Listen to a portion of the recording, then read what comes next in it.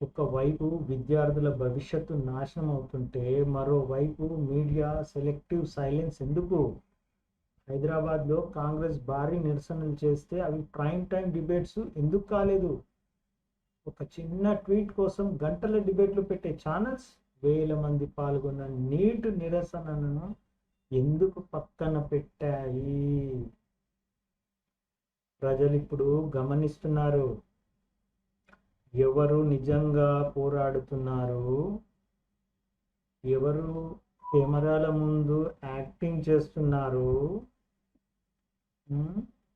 Neat paper leak అంటే కేవలం ఒక ఎగ్జామ్ లీక్ కాదు, పేద మధ్య తరగతి పిల్లల కలలపై దాడి.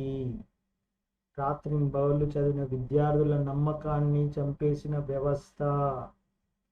ఢిల్లీలో ఆ కోపం రోడ్ల మీద కనిపిస్తోంది, కానీ తెలంగాణలో ఆ కోపాన్ని ఎవరో కంట్రోల్ చేస్తున్నట్టు అనిపిస్తుంది.